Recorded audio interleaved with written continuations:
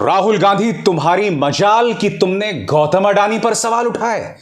तुम्हारी मजाल कि तुमने उस व्यक्ति पर सवाल उठाए जो साल 2014 में दुनिया का 609वां सबसे धनी व्यक्ति था और प्रधानमंत्री नरेंद्र मोदी के प्रधानमंत्री बनने के बाद दुनिया का दूसरा सबसे धनी व्यक्ति हो गया। तुम्हारा सबसे बड़ा गुनाह यह है कि तुमने गौतम अडानी और हिंडनबर्ग रिपोर्ट के बाद उठने वाले सवालों पर सवाल किए। तुम्हारी हिम्मत, तुम्हारी हिमाकत कि तुम गौतम अडानी पर सवाल कर सको, अडानी पर सवाल कर सको। तुम्हारी इतनी हिम्मत कि तुम उस व्यक्ति पर सवाल कर सको जिसके साथ प्रधानमंत्री नरेंद्र मोदी कई बार प्लेन में दिखाई दिए, गौतम अडानी के अपने प्राइवेट चार्टर्ड प्लेन में दिखाई दिए। तुम्हारी इतनी हिमाकत कि तुम गौतम अडानी पर सवाल कर सको। तुम्हारा दूसरा बड़ा गुनाह, तुमने बार बार अपने तमाम संबोधनों में आरएसएस से लोहा लिया। तुम्हारी इतनी हिमाकत कि तुम आरएसएस पर सवाल करो, वो आरएसएस जिसने भारत छोड़ो आंदोलन में हिस्सा नहीं लिया, जिसके नेताओं ने मुस्लिम लीग के साथ सिंध और बंगाल में सरकार बनाई। तुम्हारी हिम्मत कि तुम उस आरएसएस से सवाल कर सको। राहुल गांधी, तुम्हारी हिमाकत उस आरएसएस से सवाल करना जिसने 52 साल तक नागपुर के अपने मुख्यालय में झंडा नहीं फहराया। राहुल गांधी, तुम इतनी हिम्मत कैसे कर सकते थे? और जब 3 लोग उस आरएसएस के मुख्यालय में झंडा फहराने जाते हैं तो उन पर आरएसएस जो है केस कर देता है। तुम्हारी इतनी हिम्मत राहुल गांधी कि तुम आरएसएस पर सवाल कर सको। तुमने 2 चीजों पर सवाल उठाए। तुमने गौतम अडानी पर सवाल किया, तुमने आरएसएस पर सवाल किया। तुमने उस लक्ष्मण रेखा को पार किया राहुल गांधी जो कोई पार करने की हिम्मत नहीं करता। पूरे भारतीय राजनीति में ऐसा कोई राजनेता नहीं है जो इतनी बड़ी लक्ष्मण रेखा को पार कर सके।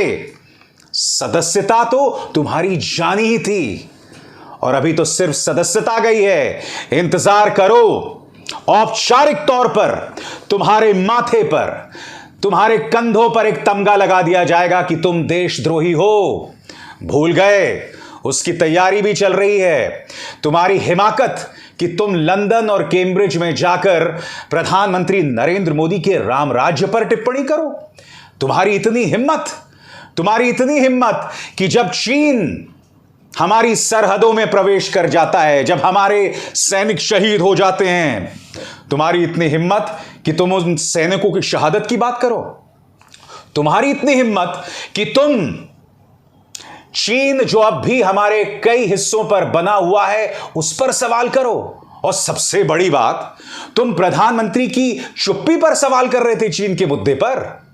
अरे प्रधानमंत्री ने कहा नहीं कि ना कोई आया है, ना किसी ने कदम रखा है, मगर तब भी प्रधानमंत्री नरेंद्र मोदी के मुंह से चीन शब्द नहीं निकला।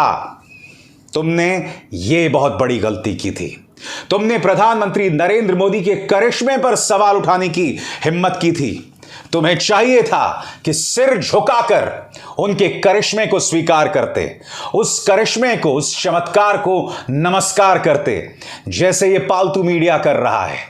जी हां, जैसा कि आप जानते हैं दोस्तों, राहुल गांधी की लोकसभा की सदस्यता को खारिज कर दिया गया है, खत्म कर दिया गया है।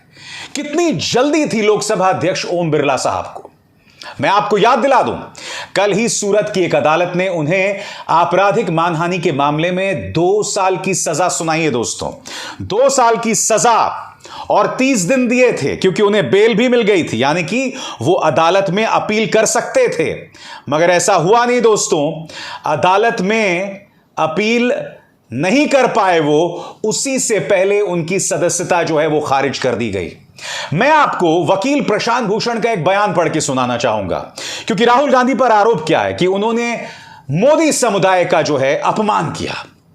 आज मैं आपको सुनाना चाहता हूं कि दरअसल राहुल गांधी ने कहा क्या था और फिर मैं उसकी चर्चा करता हूं। सुनिए राहुल गांधी ने क्या कहा था। एक छोटा सा सवाल, इन सब के नाम, इन सब चोरों के नाम मोदी मोदी मोदी कैसे हैं? ನಿಮ್ಮ ಮುಂದೆ ಒಂದು ನನ್ನ ಸಣ್ಣ ಪ್ರಶ್ನೆ, ಈ ಎಲ್ಲ ಕಳ್ಳರ ಹೆಸರು ಕೂಡ ಮೋದಿ ಮೋದಿ ಮೋದಿ ಅಂತ ಯಾಕೆ ಬರ್ತಾ ಇದೆ? नीरव मोदी, ललित मोदी, नरेंद्र मोदी और अभी थोड़ा ढूंढेंगे तो और बहुत सारे मोदी निकलेंगे। अब राहुल गांधी के इस बयान पर प्रशांत भूषण क्या कहते हैं, सुनिए ध्यान से। राहुल गांधी ने नीरव मोदी, ललित मोदी, मेहुल चोकसी को चोर कहा और यह पूछा कि ऐसा क्यों है कि सब चोरों के नाम मोदी हैं। यह नहीं कहा कि सब मोदी चोर हैं। फिर भी किसी मोदी के मानहानि की कंप्लेंट पर उनको 2 साल की सजा, ताकि उनको संसद से बर्खास्त कर दिया जाए। यह भारत का लोकतंत्र का हाल है। याद कीजिए, प्रधानमंत्री नरेंद्र मोदी ने भारत को मदर ऑफ डेमोक्रेसी बताया था। माफ कीजिए प्रधानमंत्री, लोकतंत्र की पोल तो यहां खुल रही है कि विपक्ष के एक बड़े नेता को पहले 2 साल की सजा सुनाई जाती है और उसके बाद वक्त बर्बाद नहीं करते लोकसभा के अध्यक्ष, तुरंत कार्रवाई करके उनकी सदस्यता को खारिज कर देते हैं। मैं आपको यह भी बतलाना चाहूंगा कि दोस्तों, राहुल गांधी की सदस्यता गई क्यों। मैं आपको पीछे लेकर चलना चाहता हूं साल 2013। साल 2013 में सुप्रीम कोर्ट के सामने केस आया था, Lily Thomas versus Union of India. इसमें चुनौती दी गई थी representation of People's Act section 8(4) को। तब तक क्या हो रहा था दोस्तों कि जिसे भी 2 साल की सजा मिलती थी तो उसके पास 3 महीने का वक्त होता था। इस बात को चुनौती दी गई और अदालत ने पाया कि नहीं, 1 भी दिन देने की जरूरत नहीं थी। तो इसी सुप्रीम कोर्ट के फैसले का सहारा लेकर ओम बिरला साहब ने राहुल गांधी की सदस्यता को तुरंत खारिज कर दिया। आज उस फैसले को लेकर ढेरों सवाल खड़े किए जा रहे हैं। क्या सवाल हैं, कुछ देर बाद मैं आपको बताऊंगा, मगर मैं आपसे एक सवाल पूछना चाहता हूं। जब अदालत ने राहुल गांधी को 30 दिन का वक्त दिया, जब बेल दिया गया, तो क्या कुछ देर ओम बिरला साहब इंतजार नहीं कर सकते थे? मैंने आपको बताया कि प्रशांत भूषण ने क्या मुद्दा उठाया। अब मैं आपको बतलाना चाहता हूं कि कांग्रेस इस मुद्दे पर क्या कह रही है। कांग्रेस सबसे पहली बात यह कह रही है कि राहुल गांधी ने जिन मोदियों पर हमला किया, यानी नीरव मोदी, ललित मोदी, नरेंद्र मोदी, इनमें से कोई भी अदालत नहीं पहुंचा। दूसरी बात, जो भाजपा के नेता पहुंचे हैं जिनका नाम मोदी है, क्या वो ये प्रमाणित कर सकते हैं कि वो पूरे मोदी समुदाय का नेतृत्व कर रहे हैं? तीसरी बात, आपको राहुल गांधी के इस पूरे भाषण को सुनना पड़ेगा। उस भाषण का मकसद यह नहीं था कि मोदी से जुड़े जो लोग हैं, सरनेम से जुड़े लोग हैं, उन पर निशाना साधा जाए। नहीं, वो भ्रष्टाचार की बात कर रहे थे, देश के अंदर व्याप्त भ्रष्टाचार की बात कर रहे थे। किस तरह से नीरव मोदी को भगाया गया या ललित मोदी भागे, उनकी बात कर रहे थे। राहुल गांधी जिस तरह से गौतम अडानी को फायदा पहुंचाया जाता है, उसकी बात कर रहे थे, और तब उन्होंने मोदी का जिक्र किया। इसलिए उसे मोदी समुदाय पर हमले की बात नहीं की जा सकती। कांग्रेस एक और सवाल उठा रही है दोस्तों कल के फैसले पर, और कौन सा सवाल है, ध्यान से सुनना पड़ेगा। वो कहते हैं कि जब इस मुद्दे की कार्रवाई चल रही थी सूरत में, तो इससे पहले जो वर्मा साहब जिन्होंने फैसला सुनाया, उनसे पहले एक और जज हुआ करते थे। तभी जो याचिकाकर्ता थे वो हाईकोर्ट में गए और उन्होंने कार्रवाई को रोक लगाने की अपील दायर कर दी, और जैसे ही जज बदलते हैं तो वो अपनी याचिका वापस ले लेते हैं। यह मुद्दा कांग्रेस उठा रही है, मगर इस देश की जनता होने के नाते, व्यूअर होने के नाते, क्या आपके जहन में यह सवाल, यह मुद्दा नहीं खटकता कि पहले जब कार्रवाई चल रही होती है राहुल गांधी के खिलाफ डेफेमेशन को लेकर, तो आप उस कार्रवाई को रोकने के लिए हाईकोर्ट में अपील डालो, जैसी जज बदल जाए तो आप जो है याचिका वापस ले लो। यह मुद्दा कांग्रेस उठा रही है। इसलिए इन तमाम मुद्दों के बारे में उम्मीद है चर्चा की जाएगी। तो एक तरह से कहा जा सकता है दोस्तों, अब राहुल गांधी कई और विधायकों और उन सांसदों की फहरिस्त में शामिल हो जाते हैं, मसलन लालू प्रसाद यादव, मसलन लक्षद्वीप का वो सांसद जो अटेम्प्ट टू मर्डर मामले में जिसे सजा सुनाई गई थी और फिर उसकी सदस्यता खारिज हो गई, मसलन आजम खान जिनकी न सिर्फ विधायकी गई बल्कि अब वो वोट भी नहीं डाल सकते। मगर इन तमाम चीजों में समानता यह है कि इसमें विपक्ष के 2 बड़े नेता हैं, आजम खान और लालू प्रसाद यादव। इन दोनों में समानता यह है कि ये कभी बीजेपी के सामने नहीं झुकते हैं। लालू प्रसाद यादव से इनकी दिक्कत यह है कि लालू प्रसाद यादव वो शख्स हैं जिन्होंने 1991, 90-91 में अडवाणी की रथ यात्रा को रोका था, यह कहकर कि मैं अपने राज्य में दंगे नहीं चाहता। लालू को उस वक्त से माफ नहीं किया गया है।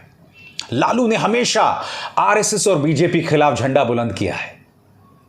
राहुल गांधी में भी यही समानता है कि वो बीजेपी और आरएसएस के सामने झुक नहीं सकते हैं।